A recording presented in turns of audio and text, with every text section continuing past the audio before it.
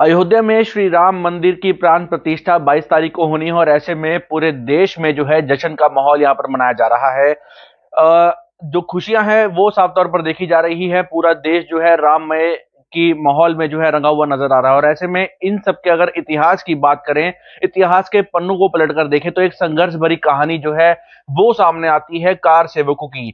यमुनानगर से अगर बात करें तो 432 जो लोग हैं वो यहाँ से श्री राम मंदिर को लेकर जो है बनवाने बनाने की मांग को लेकर 1990 में संघर्ष यहाँ पर किया था और ऐसे में हमारे साथ एक शख्स मौजूद है जो उस जत्थे को लीड कर रहे थे और ऐसे में उनका नाम है खिराती लाल बत्रा जी। बत्रा जी, क्या संघर्ष था, कितनी कठिनाई आई और कब की ये पूरी बात है, इसको हमारे दर्शकों तक पहुंचाए। जय श्री राम।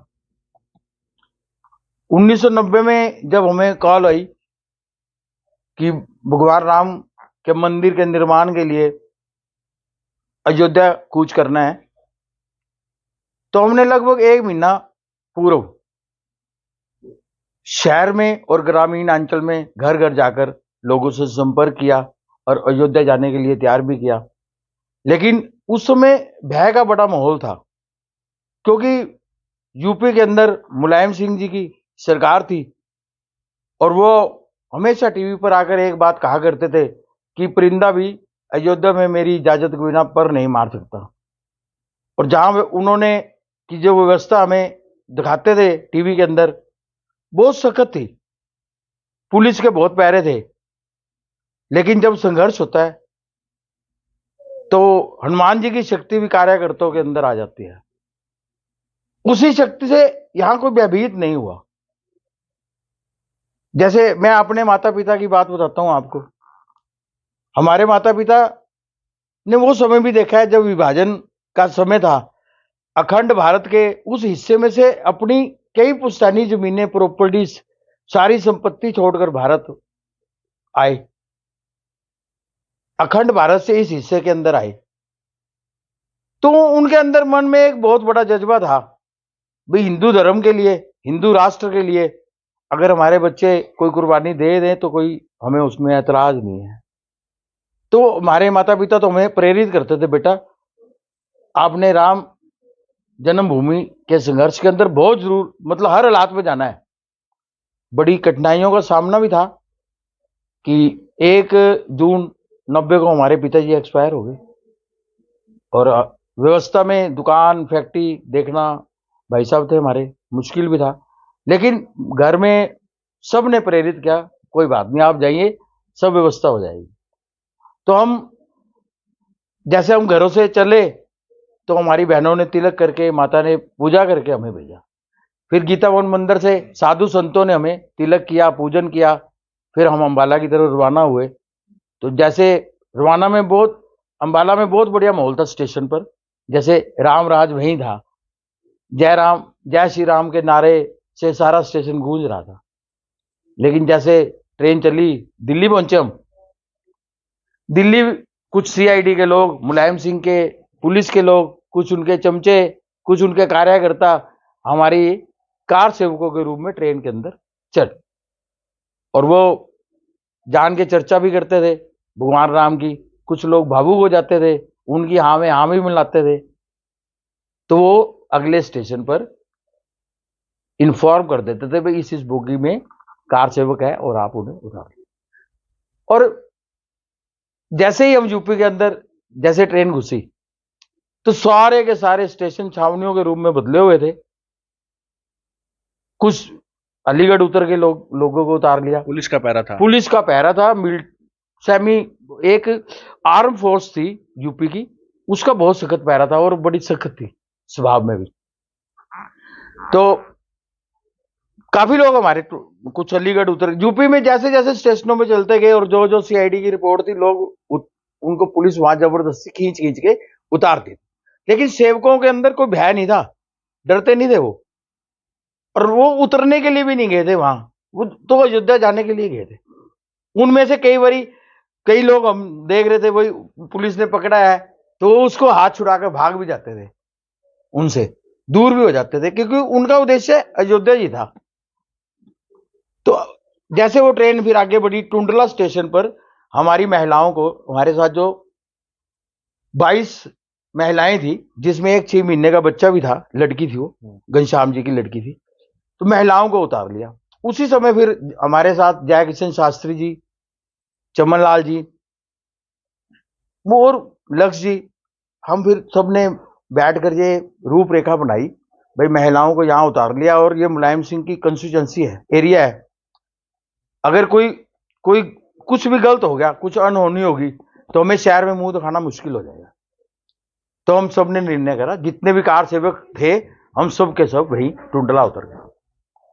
टुंडला जो हमें ओपन स्टेशन के पास, ओपन ही हमें जिस जगह मतलब रखा गया, वहां फिर हमने एक रणनीति और बनाई।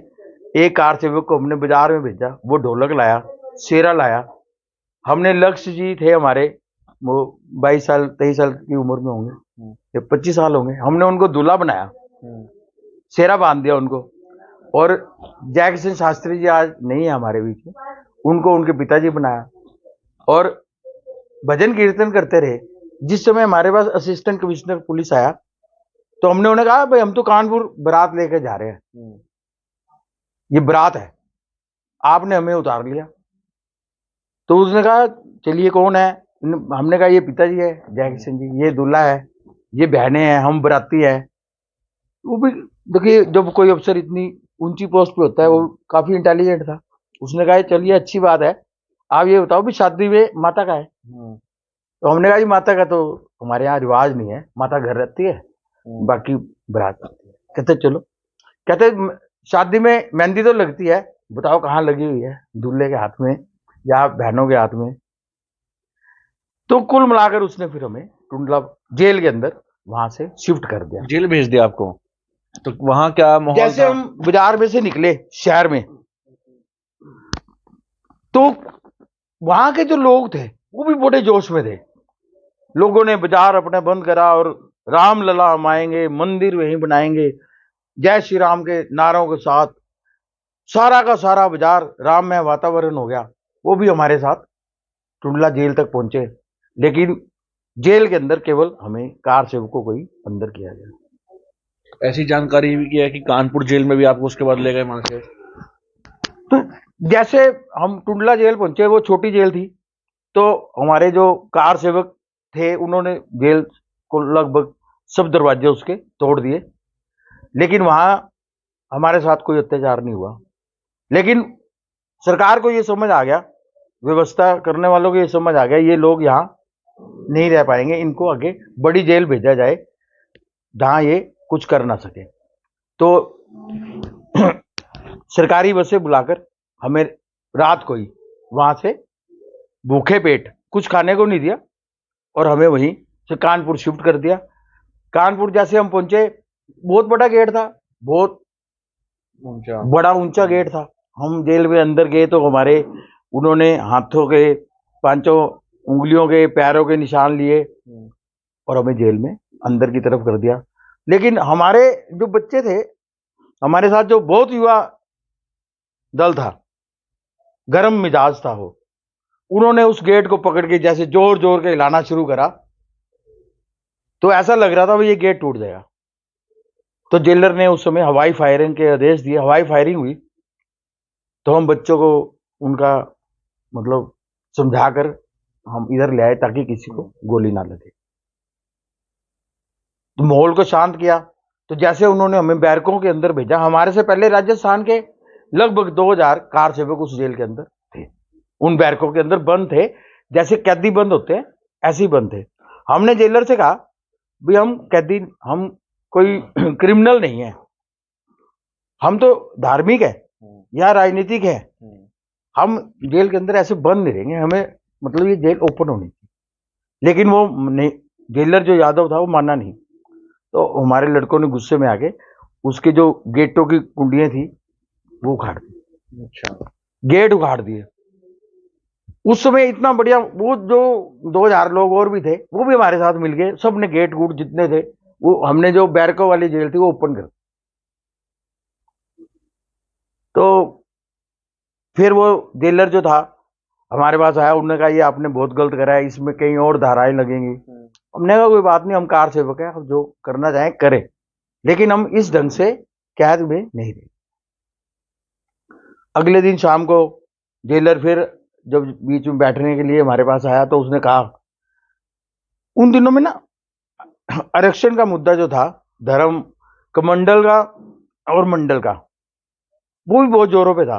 तो हमारे से 10 दिन पूर्व एबीवीपी के बच्चे जो थे उसी जेल में थे, तो वो हमें उदाहरण देके बता रहा था कि जब वो जेल में थे तो सुभाषिनी अली सांसद थी कानपुर की, वो उन्हें मिलने के लिए समझाने के लिए आई, तो बच्चों ने उसके खिलाफ नारे लगा दिए।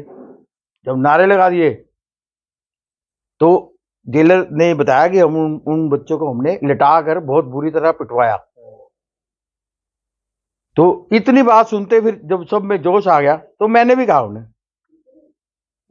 भाई आपने ये बहुत गलत करा। अगर आपके अंदर मन में कोई मनसा है अब भी, क्योंकि वो ये कह रहा था अगर हम पगली घंटी होती है कोई वो बजा देंगे तो जितने कैदी खूंखार कैदी है उनको छोड़ दिया जाता है, वो फिर आपसे आप पिटाई करेंगे। तो किस तरह की यातनाएं जो थी वो वहां सहन करने को पड़ी मिली, क्या कठिनाइयां जो थी वो आपको और आगे स्ट्रगल को तो जैसे खाने की व्यवस्था थी, वो खाना नहीं बढ़िया बना रहे थे, ऐसे ही कच्चा पक्का खाना, क्योंकि इतने लोगों के लिए व्यवस्था करना भी मैं मानता हूँ मुश्किल था। लेकिन जब आपने हमें कैद किया तो फिर आपका एक ड्यूटी भी है खाना देने की हमें। तो उससे जब, क्योंकि वो यादव था, मुलायम सिंह का भगत था, वो हमारी बात सुनता नहीं था, लेकिन जो डिप्टी जेलर था वाजपेयी वो अच्छे स्वभाव का था, तो वो हमारी बात को सुनता भी था। तो हमने कहा भी अगर आप ये व्यवस्था रखोगे तो हम आपको फिर यहां से हम प्रयास करेंगे किसी न किसी ढंग से बाहर निकलने का ही। तो हमारे बच्चों ने एक दिन वो द्वार तोड़ दी, द्वार की जो छोटी ईंट की द्वार बनी हुई थी, तो वो चम्मच से खोद खोद के जब 2 ईंटें निकली तो फिर ईंटें निकलनी शुरू हो गई, तो इतना बड़ा वो खप्पा बन गया। तो उसमें जब वो लड़के बाहर निकले कार से वक्त, तो आगे फिर वो पुलिस का पहरे था, एक और द्वार थी, उसके बाद एक और द्वार थी, लेकिन इतना हड़कंप मच गया सारी जेल के अंदर, जेल तोड़ दी। तो सारा जो स्टाफ था जेलर के साथ वहां पहुंचा, सतर्क हो गया और पहुंचा। उन्होंने कहा ये आपने बहुत गलत किया है, ऐसा नहीं करना चाहिए आपको। तो हमने कहा जब आप व्यवस्था ही नहीं कर सकते तो आपने रखा क्यों है। तो फिर भी वो जब वो मतलब बदतमीजी भी आता था तो हमने उन्हें कहा भैया हम ईमानदार हैं, शरीफ है, राम भक्त है और भगवान राम के कार्य के लिए आए हुए हैं, हनुमान जी की शक्ति हमारे अंदर है। यदि आप थोड़ी भी बदमाशी करेंगे ना तो उसके परिणाम आपको भुगतने पड़ेंगे। तो पहुंच फिर पाए कि नहीं? वाजपेयी जी ने हमारे भोजन की जो व्यवस्था थी अलग से करवाई, फिर हमें ठीक खाना मिलता रहा। अयोध्या पहुंच पाए कि नहीं? अयोध्या में एक आपको प्रेस वाले आए हुए थे, कानपुर जेल में प्रेस मिलने आती थी हमें।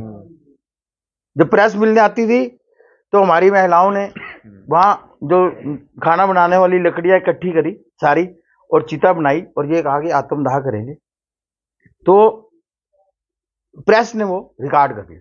अच्छा, कानपुर प्रेस ने। अगले दिन वो पब्लिश हुई जब बात, तो जेलर आया, वाजपेयी जी आए, सबने समझाया। चलिए हमने भी महिलाओं को ये समझाया कि देखिए हम जो प्राण अगर हमें त्यागने भी पड़ेंगे तो हम अयोध्या जी जाकर त्यागेंगे, संघर्ष में, रस्ते में नहीं करेंगे। तो वो बात मान गए। लेकिन अगले दिन कानपुर के बहुत लोग हमें मिलने के लिए आए इस खबर को पढ़ के, और उन्होंने काफी सहयोग करा। और बीच बीच में संघर्ष हमारा चलता रहता था उनके साथ, क्योंकि हम कोई अयोध्या जी पहुंचने के लिए गए थे, कानपुर जेल में रहने के लिए नहीं गए थे। तो एक दिन हमारे बच्चे टैंकी के ऊपर चढ़ गए, ऊपर सुबह सुबह उन्होंने वहां ऊपर भगवा ध्वज लहरा दिया। अच्छा, तो जेलर फिर वो सोए हुए थे हम, तो जेलर ढूंढता हुआ आया, कहाँ है बत्रा जी कहाँ है। तो उन्होंने कहा ये बच्चे देखो आपके कहाँ चढ़, कोई गिर गया तो क्या होगा। खैर हमने जब ऊपर देखा तो वो बच्चे तो छोटे छोटे ही नजर आ रहे थे, क्योंकि वो हाइट ज्यादा थी। हमने खैर समझाकर उनको नीचे उतारा कि कोई अगर मिस हैपनिंग हो जाए दिक्कत है उसको। तो अब एक्चुअली वो भगवा ध्वज तो लहराना ही था, लेकिन ऊपर चढ़ के हम ये देख रहे थे भी हम इस जेल से कैसे बाहर निकल सकते हैं। इस व्यवस्था के लिए वो बच्चे ऊपर चढ़े थे। लेकिन वो जेल मतलब जो थी अपने में एक बहुत सबसे पुरानी जेल थी, शहीद भगत सिंह जी उसके अंदर रहे हुए थे। नेताजी सुभाष चंद्र उसमें रहे हुए थे, उनके स्मारक बने हुए थे। तो वो जेल अब बहुत बड़ी थी, व्यवस्था उसकी अच्छी थी, लेकिन हम निकल नहीं पाए।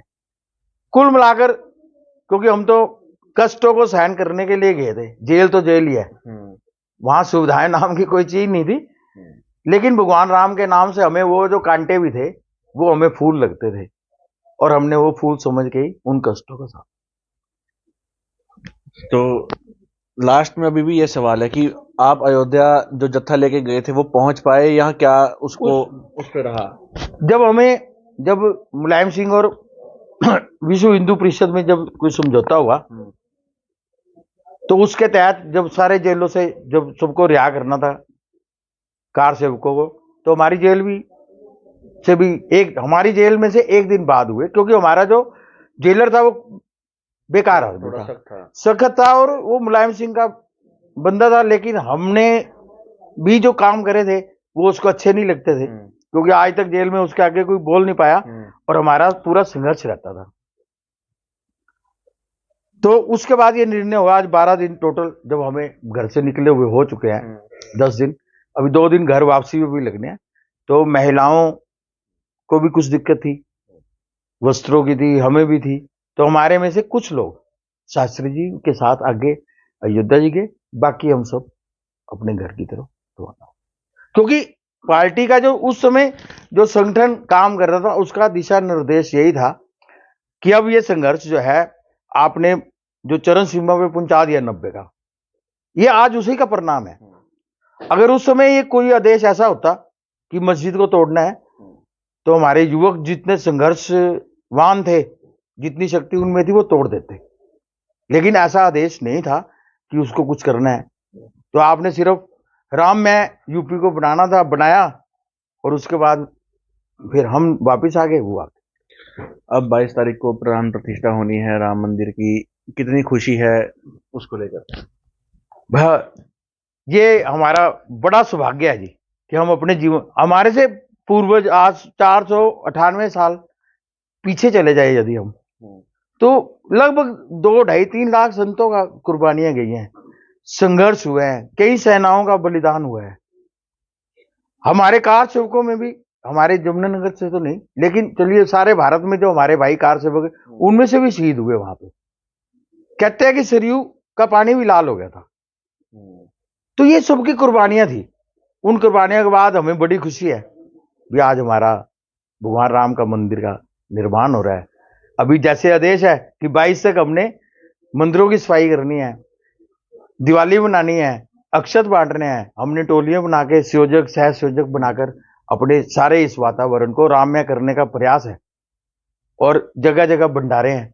22 तारीख को जैसे गीता भवन मंदिर में हम शोभा यात्रा भी निकाल रहे हैं शहर में, और बाबा धीरोल मंदिर, जो मैं अपनी व्यवस्था बता रहा हूँ, जो मेरे पास है, वहां पे भंडारे का आयोजन है, संकीर्तन का आयोजन है। तो इस तरह से सारे भारत में, ये नहीं है कि यहाँ सारे भारत में, देश विदेशों के अंदर भी भगवान राम की जो खुशी है ना, ये हम अब शब्दों से बयान नहीं कर सकते। धन्यवाद बात करने के लिए।